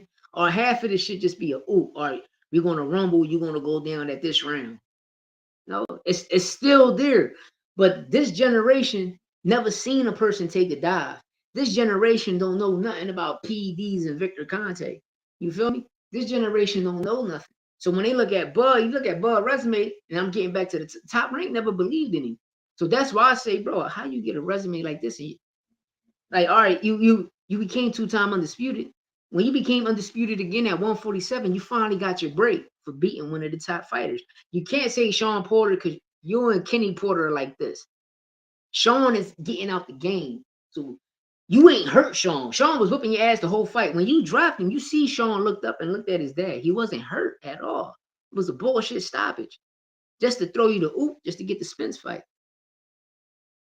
We all knew Spence was hurt, whatever. But me personally, I always thought when Spence fought Porter, I always thought Sean Porter beat him. But that night, I'm like, damn, if Spence was to fight a person that can box, they can get him out of there. You know what I mean? Because he in the second half of the fight, he will gas a little. You understand me? And then I started watching Derrick James, and when I'm watching Derrick James, I'm like, damn, Earl Spence fight like Derrick James. Southpaw stance, no, he fight just like Derrick James. So I'm looking, and then right there, when the Bud fight happened, I'm like, damn, Bud can win, but he's just a little too small. But Bud can win, and Boots can. I always said if Earl fought these two fighters got the opportunity and chance to get up over him, and it just happened with Bud. You know, during that fight, beginning of the fight, when you watch it, you seen the guy Gary talking to Bud, interviewing Bud before the Spence fight, and you see Bud wrapping his hands. What was the first thing Timothy Bradley said? Why Bo Mac ain't wrapping his hands? That's illegal. You can't put tape on skin. This is everything Tim's saying, right? Once Bud started fucking with Turkey, that clip of the fight get taken off. So now they just go straight into the fight. You feel me? But you go ahead and go work with a well-known trainer, a well-known cheater named Victor Conte when you don't need that. But right there, when he became undisputed again, I couldn't blame Top Rank. I had to blame myself. Like, bro, when you became undisputed at 147, you should have stood there. You could have fought Virgil. You could have fought Boots. You feel me? You could have fought Rashidi Ellis. You could have fought Roman Villa. You could have fought motherfucking Karen Chukazine. You could have fought motherfucking, at that time, Barrios just was coming up. You feel me? You could have fought Keith Thurman. You could have fought Danny. You could have fought all these niggas at that time, bro. All these niggas at that time. But you dropped the ball and choose to fight Madrimov. Then you drop the ball and choose to fight a nigga with 10 wins named Madrimov. The real champion at 154 is Charlo. So if you would have thought, like, damn, ho, Spence drawn 6 months. Hey, yo, Charlo, come on. We got history. Could have defended Joe shit. You could have stole the Charlo fight from Canelo, nigga. Because that's the fight we wanted to see. The fans would have demanded that shit. Oh, fuck Charlo and Canelo. Canelo trying to fight little Charlo. We want to see him fight big Charlo. But this is the fight we want to see. You ain't giving us the Boots fight. We want to see you and Charlo because we know that's history. But the true fans know that Boots was your mandatory for a while. That's when he dropped that shit and ran the IBF route because you was bullshitting. You kept fighting no-name niggas. That's why I say, Bud accolades is great, but the resume is shitty, man. And I don't take nothing away from him because I blame Top Rank. But when you choose that Madrimov fight, I'm going to be real. I got mad because I'm like, bro, you choosing a nigga with 10 wins, and y'all trying to tell the world that this guy have all this experience with 10 wins, right? But when David Benavidez fought Morrell have no experience. And he got more wins and had a title way before motherfucking Madrimov, a real title. Because Madrimov ain't had shit. Remember, Charlo was the undisputed champ, the king. Everybody became email champs. And I'm going to get to the email champ thing, right? We got to stop calling niggas email champs and call it a duck. Everybody, Boots was an email champ. No, Bud Crawford ducked Boots to get a Madrimov fight. We're going to leave it as that. He ducked Boots. You feel me? It's just like I can say the same shit when Loma became franchise champion. Yeah, nigga, at that time, I'm going to say Loma ducked Devin Haney because he was your mandatory. But we understand that you choose to go for undisputed and fought Tio. Tio became undisputed, y'all. Just want you to know that Tio became undisputed. Just want you to know that. That's all I want you to know. Because look, who had the WBA title in 2022?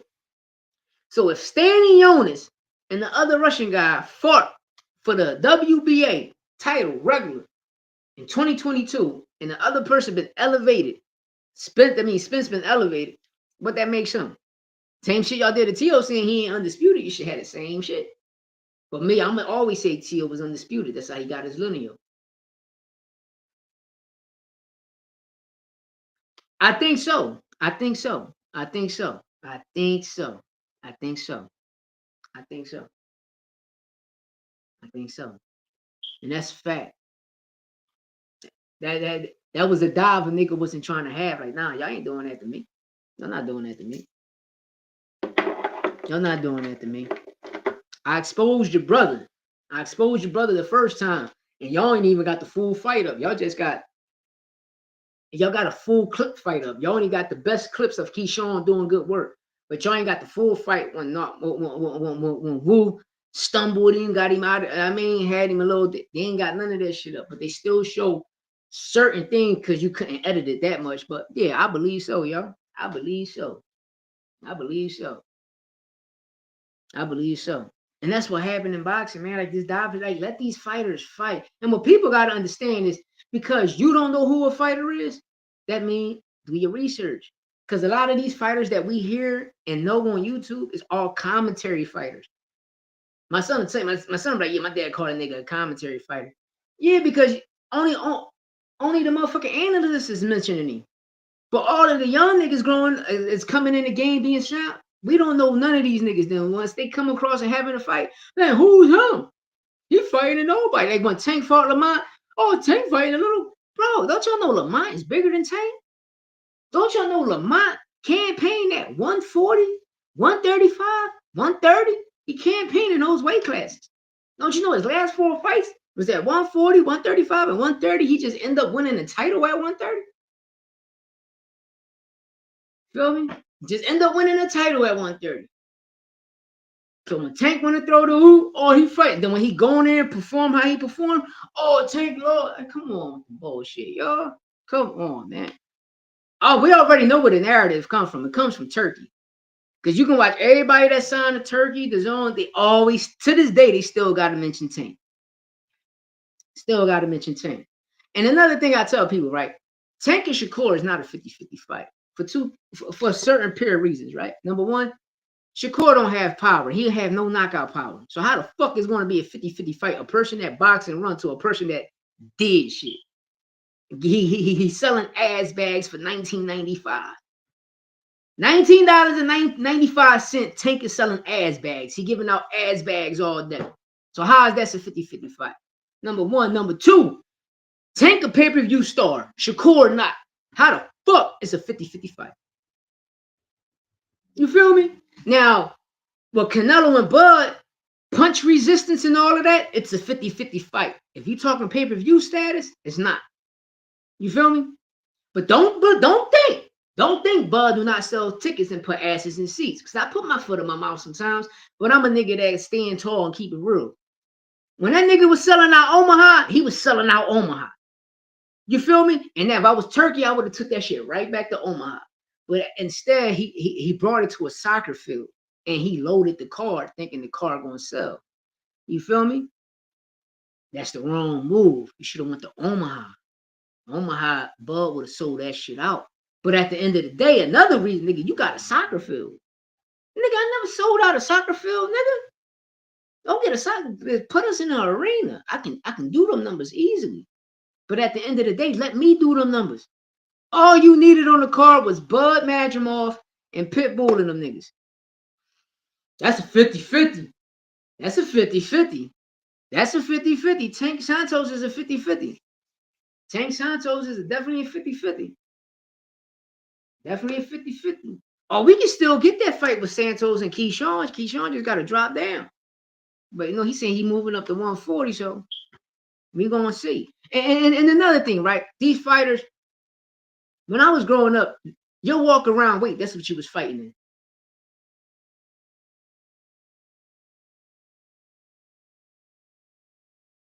You think Shakur more accurate? I'm going to be real. They know each other. You feel me? They know each other. So they know each other. And especially if Tank got Calvin them in his corner, it's easy. All you got to do is hit them arms. This is why I tell my son, right? I tell my son this. I said, when you get in the ring first round, fuck trying to figure somebody out. That's what the fuck you got sparring for. That's what you got camp for. That's what you doing camp. That's what you training. You getting sparring. That's what you doing. When you sparring, play, have fun so you can see shit differently. Don't go into your sparring sessions like it's a real fight. That's when y'all take a lot of damage to the head. Go in there, have fun. Work on things. Get elite sparring. Work on things.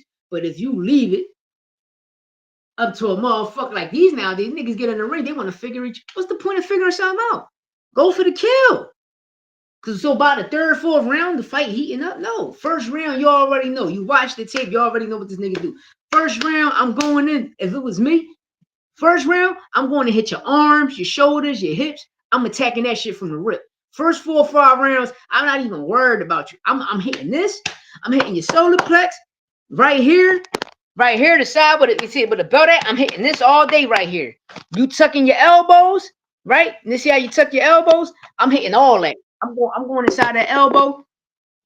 I'm hitting that elbow so you can go into your. I'm hitting all of that. I'm learning how to punch. I'm giving you frogs. It's a 12-round fight. I'm giving you frogs for 5 to 6 rounds. Why? Once I'm hitting all this, I know your shit going to drop. It's going to drop. Now I'm in your ass. Boop, boop, boop, boop, boop. I'm in your ass all day. All day. But this generation, they don't know none of that shit. And half of these trainers are our age. And they be like, yo, what the fuck is you showing them the game? You showing them tradition? I respected Earl because Earl stood with the tradition and it got him far. It got him far. Now imagine Earl go fuck with Bozy. Or imagine Earl go fuck with Calvin. I wish the best trainer ever was Emmanuel Stewart. If Emmanuel Stewart was alive, you know how he had that fucking jab?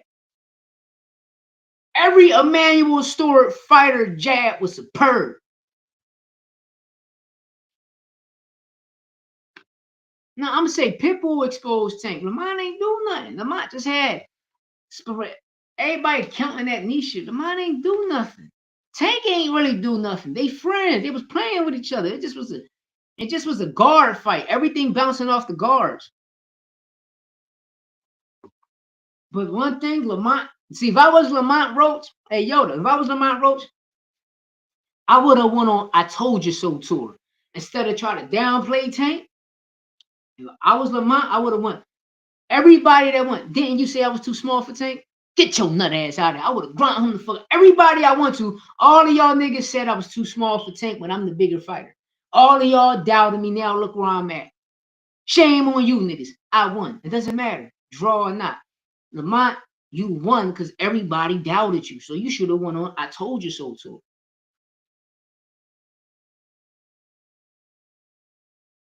I believe that. I believe that by Keyshawn being overweight, he was scared. He was scared. And that's what I tell a lot of people. Because a person came overweight 4 pounds, right? On the day of the fight, a day before the fight, on fight Eve, for Christmas Eve, we call it fight Eve. You came in 4.9 pounds overweight. Imagine the next day what he's going to rehydrate to. Imagine the next day what that he already came in 4 point something overweight. Now imagine what he's going to rehydrate to, a whole different level. So yeah, when Samson touched his back, he knew he was on something. He knew he was on something. Being a boxer is like you fighting dogs. That's how I always looked at it. When we used to go fight, boom, boom, boom, I always felt like a fucking dog. You know what I mean? You grab the dog, shake him up, go get him. Then when the done dog come back to the corner, you sitting there. That's how I always felt when I was a kid. I'm going in, fucking niggas up, boom, boom, boom. I get back to the corner. My dad, my uncles, and them sitting there, and I'm like this. Then I gotta, but I'm doing this shit in the streets. We doing this shit in the streets. You know what I mean? Like outside, rumbling, tying our shoestrings together, fighting, because we had to protect ourselves. You feel me? We had to protect ourselves. When we was kids going to war, we used to throw bottles. Go to the back block, throw a bunch of bottles. Then we see you in school, we'll fight. That's it. That's all it was. No, I'm talking elementary shit. Middle school, middle school was different. I got kicked out of that shit. I went to a neighborhood. I ain't know no Spanish. You know what I mean? I went up there. We mixed kids. You know what I mean? So when I went up there, it was like, oh, these niggas, I don't know Spanish. You feel me? I had to fight. I had to fucking fight. I had to fight. And that's what I did. And we still don't know that shit. You know what I mean? But Keyshawn, he was scared. He was scared of De Los Santos. That's why he kept saying, I'm going to knock him out, because he knew he was trying to have the weight advantage. I'm going to always bring that shit. I always blame it. Hey, yo, I always said, on Friday when Keyshawn weighed in, what the fuck did Bo Mac had in them bottles? That wasn't water. That wasn't that green, but what's that chlorophyll shit? That shit was like purplish. And shit was like, bro, what the fuck he had in that joint? That nigga had some type of nitro liquid in that motherfucker. The snack, man, I keep telling people, VADA testing covered all the snack shit up. There was a fighter in Japan that got popped for clenbuterol. Clenbuterol, right, is an asthma situation that is found in snack. Over there in Japan, they allowed it to happen. They gave them niggas the okay, because people don't know steroids is legal in Japan. Certain steroids, the king of steroids is over there. But the key thing is, VADA let that shit slide. I will never trust VADA testing. Why? Because remember when Victor Conte came home from his thing, you gotta say allegedly, but he tell you when he came home, he helped get VADA testing off the ground. So why the fuck I'm gonna believe anything VADA says? He been compromised. VADA's compromised. So why I'm gonna believe VADA testing when it's compromised? Why should I believe VADA testing when Victor Conte helped that shit get off the ground? Why? Then on top of that, why I'm gonna deal with Victor Conte when, hey Yoda, everybody that's on here, we can go right now and order snack products, but the snack product we taking ain't none of the fighters taking. They gotta draw their blood. Once they draw, what the fuck is you drawing your blood for? First of all, I'm not giving nobody my motherfucking blood because I might think you trying to set me up. That's number one. Number two is if you're not a doctor, why you drawing my blood? That's number two. Number three is if I give you my blood, you giving me some shit, right? Now the shit you giving me, Bud ain't taking, Devin ain't taking, Mario Barrios ain't taking, Keyshawn ain't taking, motherfucking Shakur ain't taking. None of these niggas taking none of that shit. We all taking something different. But when we done, we get hooked up to an IV to clean our system. Bud went on Joe Rogan and said he get hooked up to an IV. Then he trying to say Victor Conte told him that Floyd Mayweather do the same shit, and Floyd like nigga, when I get on IV because I gotta go to the hospital because of my hands. If he knew anything about Pretty Boy, he ran straight to the ambulance. They fucked him up to an IV and he go. You feel me? But you let you motherfuckers tell it, bro. You training. What are you plugging yourself up to an IV for? What is you flushing?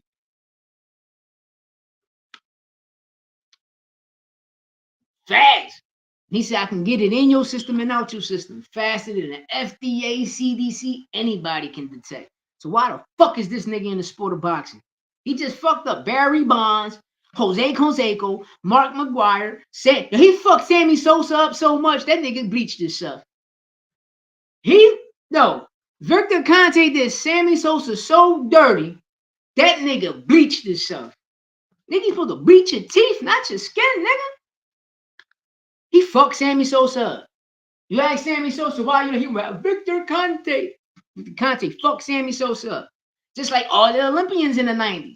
What was the name? What was the sister name? Mariam Joe something. The racer Jones that you had the boy the boy Jesse Jackson, some shit like that. The Olympians back at that time when Mark McGuire, Sammy Sosa, Barry Bonds, Jose Canseco was knocking all them home runs out the park. Victor Conte fucked the Olympians up. He fucked baseball up. He fucked football. Hey, yo, y'all let him come to boxing? Come on, man. The same nigga that was running around with Pacquiao. And Bud, that's why I got mad at you, because you said, well, Pacquiao was a cheat, but you running around with the same nigga he was fucking with.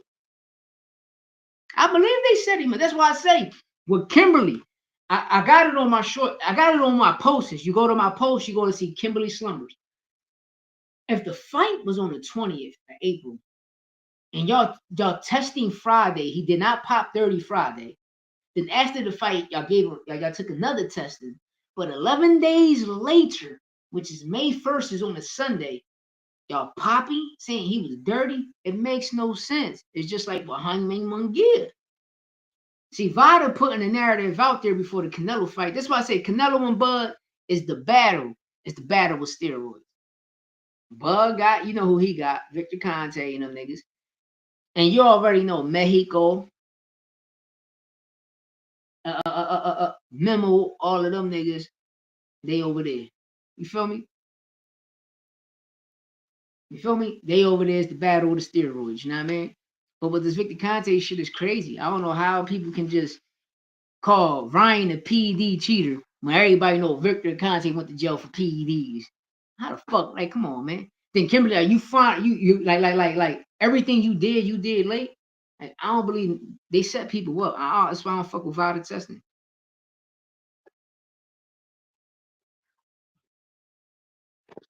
Now he ain't chump Abdullah. That's what I dislike about him. He did not chump Abdullah. Abdullah just got more class than that nigga. That's why I tell people like, oh, he chumped Abdullah. No, the fuck he did. He ain't do shit to Abdullah. He ain't say he should have do shit to Abdullah. They both fighters. Abdullah right there. He ain't flinch. He ain't do nothing. He just a person that don't talk. Keyshawn, that nigga that talk. You heard what Abdullah told him. I talk with my fists. I talk with these. And he ain't say shit else. He just started looking at Bob. Oh, that's what. So he said the right thing. I don't talk. I talk with these.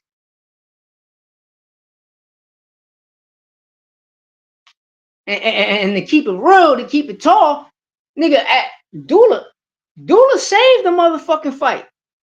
Dula and Wu saved that fight.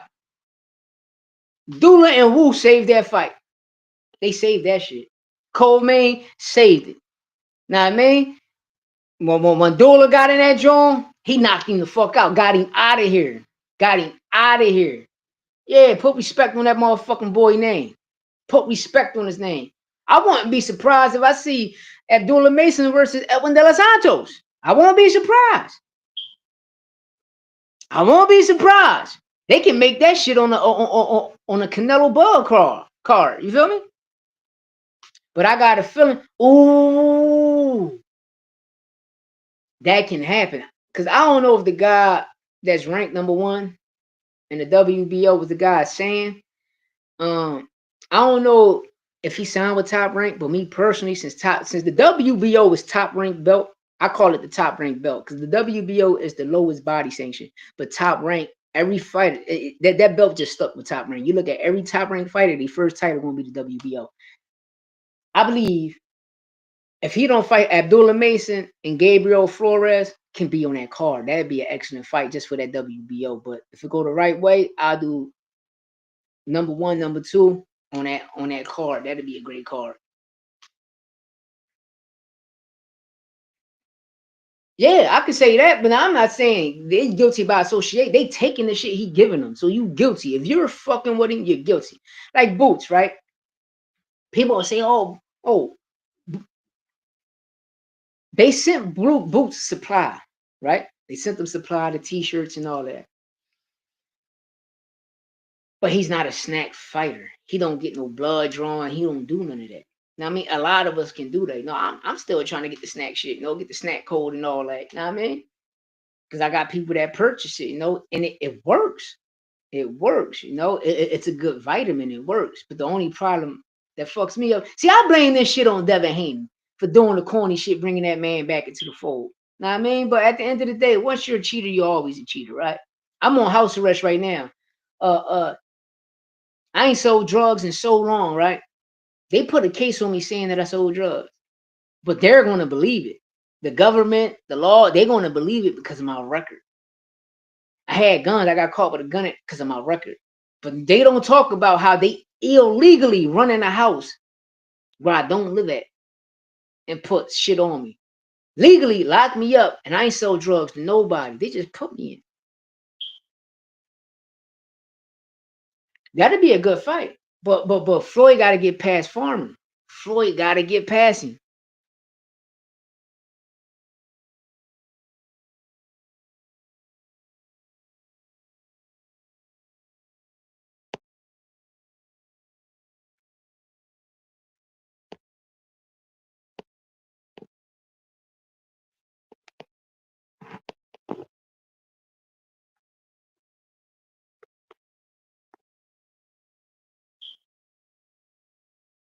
They gonna, I believe, facts.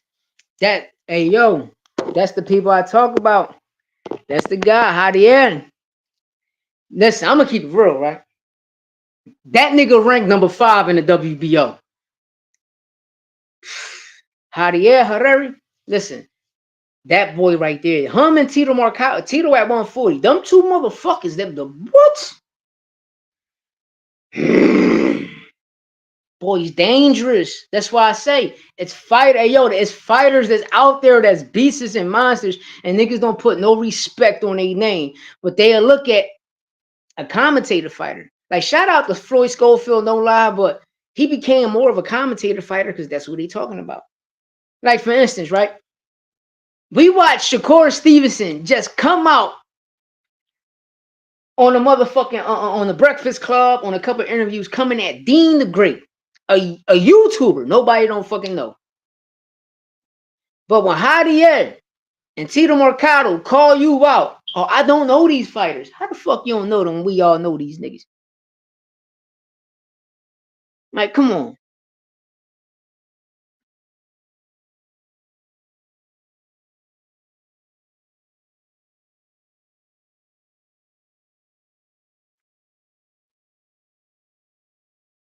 Yeah. I believe that's for every fighter. But on top of that, both of them are southpaws. But when you hear a lot of people that been in the ring with De Los Santos, he got power in both hands.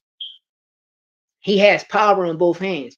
Well, Mason, we seen Mason, went out on his shield, got up, showed the true definition of a warrior to go out on your shield. You get dropped, that shit, it happens. It happens. Even though we don't practice for this shit, but it happens. It's called shock. A lot of people, when they get caught, they go down by shock. A lot of people get counted out by shock. Like when some people die, when they get shot, you don't die because you got shot. You die because you shot out of shock. So, damn, that fight would be great. That fight would be great. I'm gonna be real, y'all. I don't believe it. Like we make excuses for fighter, but look at Bud. When the last time Bud fought? But a lot of people believe Bud gonna beat Canelo, right? You feel me? And the last time Bud fought, going on a fucking year and some change. I mean, it's gonna be what, 13 months since the last time he fought. But me, I don't put none of that ring rush shit. I don't believe in none of that shit. That's what training camp for. And a lot of these fighters, a lot of these niggas stay in camp and they spar. So I don't believe, oh, you've been out for 2 years. That's why it's called elite sparring. When you got a fight coming up, elite sparring. You get the top niggas and have elite sparring. You go 6 rounds with every top elite person. That's what camp for. But when people get exposed, nobody don't give credit to the other fighter. We give credit, oh, that nigga was off for 2 years. Oh, that nigga was that. That nigga was that. I don't really believe in that shit, man. To me, all of these fighters are elite fighters. They all do the same thing to cut weight and make weight. They all got the same camp. It depends who you sparring with. And at the end of the day, who gonna really show up? But us, we gotta understand is we watching too many counts be so fast. Now, I mean, like for instance, I'm gonna use Keyshawn Davis and Anthony Yiggett. Keyshawn kneed Yiggett. Remember when they slammed each other and Keyshawn kneed him in the head? The referee stopped the fight too fast and he wasn't even hurt. Facts. Now I had Tio. Cause I knew Tio had his footwork is better. Like I'm gonna be real. When Arnold Barboza fought Jack Catterall, that shit could have been a draw. I thought Jack got a little better, the best out of him, but it could have been a draw. Even when he fought Jose Ramirez, I thought Ramirez won, but they gave it to Barboza. So I see what's happening. That's why I said these storylines, this shit be corny. Let these motherfuckers rumble. Let them go in there and rumble. Because at the end of the day, y'all take it, nigga. We the consumers. We the one paying for the pay-per-views. If it ain't on pay-per-view, we the niggas paying for the DAZN app, the Netflix app, the Prime app. We the motherfuckers paying for this shit. We the niggas that the fight in our city, we the ones that's paying for the tickets, putting our asses in that seat. And y'all robbing the fans out of a great fight. Like, come on, man. Let these motherfuckers fight. We don't want to hear none. Let these niggas fight, man. Let them fight. You know? Like with Teofimo, Teofimo just want to make the money. He got the accolades. He not making the money. Shout out to Bud for having the accolades. You can be 2-time undisputed, but you fought Spencer. But besides the Spencer, who did you fight? You fought a retired Sean Porter. Who did you fight? That's the only thing people want to. And you said it out your own mouth. Top Rank never believed in me, so blah, blah. And that's all the world want to know. Just stand on what you're standing on because we're going to back you the fuck up. And that's what I'm here. I'm here to back Bud up. I don't put nothing on him. I put the people that he was under, they ain't believing him. But he kept showing them, yo, motherfucker, I'm the real deal. Y'all so focused on Lomachenko when y'all got the nigga right here. Y'all focus on Lomachenko when the king is right here. And at the minute, my young niggas gonna run this shit. Do it the right way. Do it the right way. And once Loma situation, they ran it anyway. Everything anyway doing, Bud was supposed to do that. You feel me? Bud was supposed to do all that shit. Y'all still got anyway undisputed. Y'all still got him defending his undisputed status. Y'all should have did the same shit with Bud Crawford because he deserved that shit. He showed y'all the first time, so the second time he deserved that shit, man. I don't shit on his. I don't shit on him because of that. I shit on Top Rank for not believing in him. But at the end of the day, you got to understand Top Rank. Top Rank always said, Bob and them always said, he's not a star, that they giving out free tickets. Us, we don't know that. We not the fuck there. We don't know that. See, oh, they giving out free tickets. Well, if you giving out free tickets, send me one through my email, nigga. Real rap.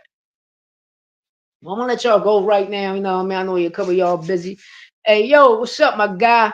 Good looking for pulling up on the pimp, man. Man, thank you, Montana, my nigga. Thank you, man. Hey, Cal.